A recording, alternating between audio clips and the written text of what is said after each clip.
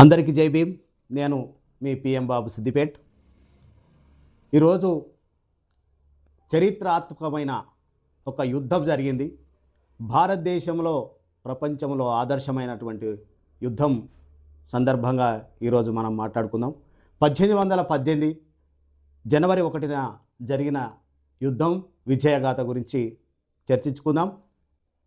1818 జనవరి 1 కన్నా ముందు ఈ భారతదేశ వ్యవస్థలో భారత రాజ్యాంగానికి ముందు అనేక సంస్థానాలు ఉన్నాయి. ఆ సంస్థానాల్లో భాగంగా మహారాష్ట్ర పూణే ప్రాంతంలో సంబంధించినటువంటి ఒక సంఘటన. అక్కడ పీష్వాల రాజ్యం కొనసాగుతుంది. అప్పటి పరిస్థితులు అణగారిన వర్గాలు, శూద్ర కులాలు, అందులో ముఖ్యంగా పంచములు అనబడే దళితులకు స్వేచ్ఛ లేదు, దళితులకు హక్కు లేదు, ఆత్మగౌరవం లేదు.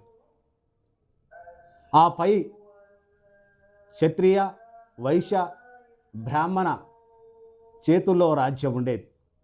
అలాంటి పరిస్థితి లోపల అంతకన్నా ముందే ఛత్రపతి శివాజీ ఒక రెజిమెంట్, మహా రెజిమెంట్ను నిర్మించడం జరిగింది. ఆయన సంస్థానంలో మహావీరులైనటువంటి మహర్ చమర్లు ఆ రెజిమెంటు అక్కడ మహారాష్ట్రలో ఉంది. ఆ తర్వాత కుట్రపూరితంగా ఆ రాజ్యాన్ని ధ్వంసం చేసినటువంటి పీష్వాలు, ఆ పీష్వాల్లో మహర్లకు జరుగుతున్నటువంటి అన్యాయాన్ని నిజంగా ఊహించలేనిది ఈ రోజుల్లో. అక్కడ మూతికి ముంత, ముడ్డికి చీపురు కట్టినటువంటి పరిస్థితి, అవమానానికి గురైనటువంటి ఆ సమాజం, అప్పటికే కొంత రెవల్యూషన్ ఉన్నటువంటి ఆ రెజిమెంట్ ఉన్న పరిస్థితి లోపల అక్కడ బ్రిటిష్ వాళ్ళు అప్పటికే భారతదేశమంతా విస్తరించున్నారు. పీష్వాలపై యుద్ధం చేయడానికి బ్రిటిష్ వారు ఈ మహర్ రెజిమెంట్ను ఆశ్రయించడం జరిగింది. మీరు మాకు సహాయం చేయండి, మేము పీష్వాలపై యుద్ధం చేయాలి అని చెప్పేసి అడిగినప్పుడు ఆ బ్రాహ్మణ సమాజం కొనసాగుతున్న పరిస్థితి లోపల అస్పృశ్యత, అంటరానితనం, అణచివేత గురవుతున్నప్పటికీ ఆత్మగౌరవం కోసం పీష్వాలతో చేతులు కలపడానికి, పీష్వాల తరఫున యుద్ధం చేసి బ్రిటిష్ వారిని ఎదుర్కోవడానికి సిద్ధమై పీష్వా రాజైన రెండో రాజైన పీష్వాలను కలిసి, అయ్యా మేము బ్రిటిష్ వారి తరపున యుద్ధం చేయలేం, ఎంతైనా మేము ఇక్కడ ఈ దేశ మూలవాసులం కాబట్టి మీతో మేము కలిసి ఉంటాం, మాకు కనీసం మానవులుగా గుర్తించి మాకు సైన్యంలో స్థానం కల్పించండి, మీ తరపున మేము నిలవడానికి సిద్ధంగా ఉన్నాం. బ్రిటిష్ వారు మనలను ఆశ్రయించడం జరిగింది, కానీ వారు పరాయిలు కనుక వారితోటి మేము మమేకం కావడం మాకు ఏమాత్రం ఇష్టం లేదు. దయచేసి మమ్మలను మనుషులుగా గుర్తించండి, కనీసం మీ రాజ్యంలో మేము ఉన్నందుకు మీతో మేము జత కలిపి వారిని తరిమి కొట్టడానికి మేము సిద్ధంగా ఉన్నామని చెప్పేసి వాళ్ళు ప్రాధేయపడితే అక్కడున్నటువంటి పీష్వాలు మనధర్వ శాస్త్రం ప్రకారం మీరు అస్పృశ్యులు, అంటరాని వారు, మీకు స్థానం అంటూ ఉండదు, మీరు మా సేవ చేయడమే మీ బతుకు విధానం తప్ప మేము మాతో అంటే ఒక మనుషులుగా చూడడం అనేది మా రాజ్యంలో సాగదు అని చెప్పేసి కఠినంగా చెప్పడం జరిగింది. అప్పుడు అనేక ఇబ్బందికి గురైనటువంటి మహర్ సైన్యం ఎట్లయినా ఈ అవమానానికి గురి చేస్తున్నటువంటి దొంగ దెబ్బతీసి ఛత్రపతి శివాజీ సామ్రాజ్యాన్ని హస్తగతం చేసుకొని మమ్మల్ని అవమానిస్తున్నటువంటి ఈ పీష్వాలను అంతం చేయడమే లక్ష్యంగా పెట్టుకొని ఆత్మగౌరవం కోసం ఆకలితో అలమటించినప్పటికీ ఆ యుద్ధానికి సిద్ధమైనటువంటి మహర్లు బ్రిటిష్ వారి సైన్యాధిపతితో చేతులు కలిపి యుద్ధానికి సిద్ధమై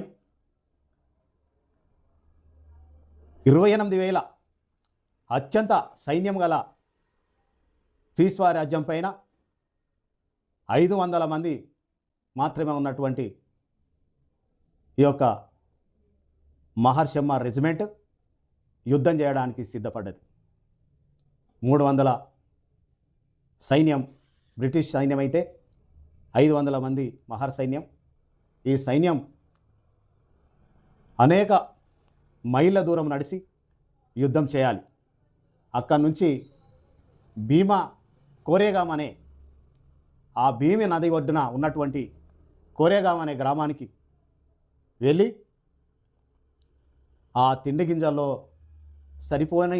సరిపోయేంత లేకున్నా ఆ గంజి దాగి యుద్ధానికి సిద్ధమైనటువంటి ఈ సైన్యం వీరోచిత పోరాటం చేసి తరిమి తలలు నరికినటువంటి చరిత్ర కలిగినటువంటి ఈ మహార్ రెజిమెంట్ ఈ 500 మంది తిరగబడి 28,000 మందిని సైన్యాన్ని దొరికినట్టుగానే తలను నరికేసి తెగ నరికి యుద్ధరంగంలో దుంకారు. వారు చేసినటువంటి భీకరమైనటువంటి యుద్ధానికి భయపడి బెదిరి 28,000 సైన్యం పీష్వా సైన్యం వెనుదిరిగి వెళ్ళిపోయింది. అప్పుడు ఆ యొక్క పీష్వా రాజులు బ్రిటిష్ వారు లొంగిపోయి ఆ రాజ్యాన్ని వారికి అప్పచెప్పడం జరిగింది.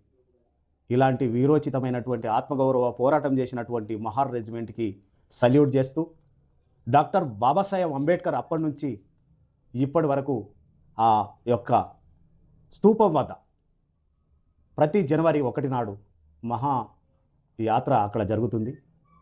కాబట్టి ఇక్కడ ఉన్నటువంటి దేశంలో ఉన్నటువంటి దళితులు ఆదివాసీలు కూడా అది ఒక విజయోత్సవ సభగా జరుపుకుంటున్నటువంటి పరిస్థితులు కొనసాగుతున్నాయి.